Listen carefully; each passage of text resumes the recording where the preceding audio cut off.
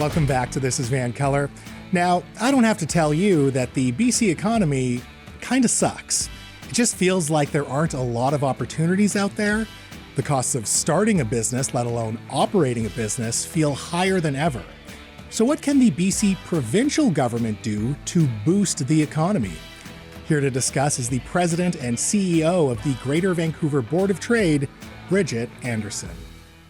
Bridgitte, hello. Hi, nice to be here. Well, so nice to have you. Now, before we get to what the government should be doing, let's talk about the British Columbia economy before Trump, before all these threats of tariffs and different trade measures. How was the BC economy doing prior to Trump being president? You know, I think it's important to remember that the economy in BC had been underperforming for some time. We produced a report a year ago called Benchmarking Greater Vancouver that compared our region to 19 other regions globally. And it showed that Vancouver had a strong brand, but the economy in the region was underperforming. So then you zoom out a little bit and you say, well, what was happening with the BC economy? Private sector job growth had been pretty much flatlining since 2019. Most of the job gains were in the public sector. Our GDP growth, which used to lead the country, was lagging and was around 1%, which is not great. We had the layering on of many, many costs, whether it's, comes to streamlining or when it comes to red tape or whether it comes to tax competitiveness. The cost of doing business in British Columbia was getting to be untenable. And so that was the backdrop going into this year when the tariff threat then came. Right. Now, a lot of what you described are sort of the symptoms of a lagging economy, but was it over-regulation from the government? Was it taxes? What was it that created this slow BC economy? Well, all of the above. And if we look at where investment was going, it wasn't going into British Columbia. We know we were losing investment to jurisdictions like Calgary. We did a report on industrial land, and we saw that over 5 million square feet of industrial land went to Calgary instead of Vancouver or Greater Vancouver. We saw that we lost $500 million in GDP, $500 million in wages. So we have the data to support the weakness in the economy. And so when we look at why that is, it really is a multifaceted question. We weren't attracting investment because it's hard to do business in British Columbia, but that is also writ large the problem in Canada.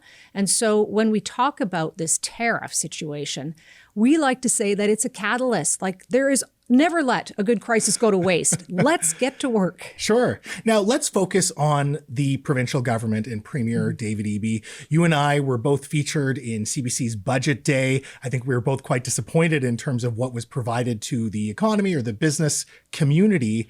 What can the Premier do and his government, what can they do right now to give a boost to the economy, setting aside things like diversifying exports or, creating new industries? What can be done for businesses that currently exist in BC? Well, having said that you don't let a good crisis go to waste, there is a lot that the government can do, and there is a lot that Premier Eby and his cabinet say that they are going to do. Okay. Those words yet have not translated to action, and I think the important backdrop to remember here is there's not a lot of fiscal wriggle room, if you will. We've got record high deficits, a debt that is soaring, some would say out of control, where it is forecast to be over $200 billion in just a couple of years. So, there isn't a lot of room of things that they could do around the financial incentives. They do have $4 billion in contingencies, so there is some room there. But, we have to wait and see what the impact of the tariffs is going to be on the economy. And by all accounts, we're going to be into a recession if these tariffs hit hard. So knowing all of that, what is it the government can do? Well, we produced a report where we looked at, what can we do to get our own house in order? We can remove internal trade barriers. And my goodness, Mo, I have been talking about this for probably 30 or 40 years. It's happening. That's how long. They're moving on it. They are. They're getting going. So things like mutual recognition of goods and services, the ability to sell one product in one province to another, direct-to-consumer sales for alcohol and wine. BC's got a fantastic wine industry. Things like not putting in extra kind of barriers when it comes to any intra-provincial infrastructure projects and getting rid of red tape. I mean, that's a really big part of our economic challenges. It's just so difficult. We have a lot of red tape. The government says it's going to streamline permitting, and they're accelerating 18 major projects. That is a good start. And I co-chair the task force that the government set up with two other people. There's about 25 business, union, labor, and Indigenous leaders around the table. And we have provided over 200 submissions to government things that they need to do to get the economy going. Wow. So that process is underway. And so when I say words into action, I'm hopeful that by the time we get into April, that we'll have a strong economic plan and a path forward from this government, because the willingness is there to do the work. Certainly the ideas are coming in from business and labor and Indigenous community leaders. So let's just do it. Now, is there any low-hanging fruit that the government can do right away?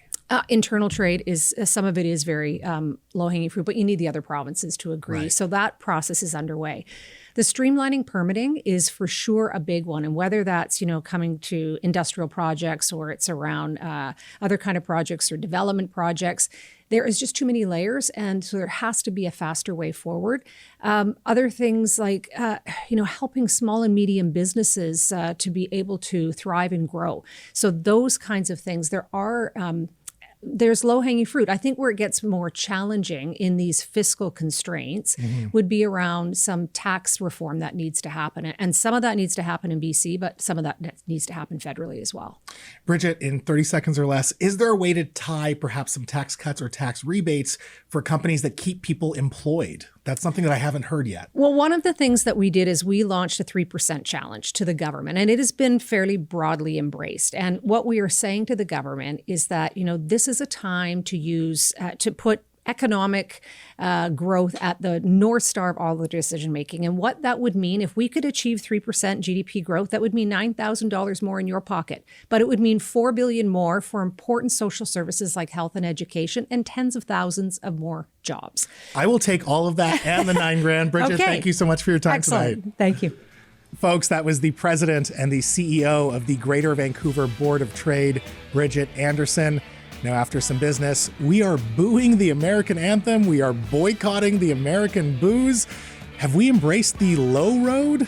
Dino Archie gives us his report up next.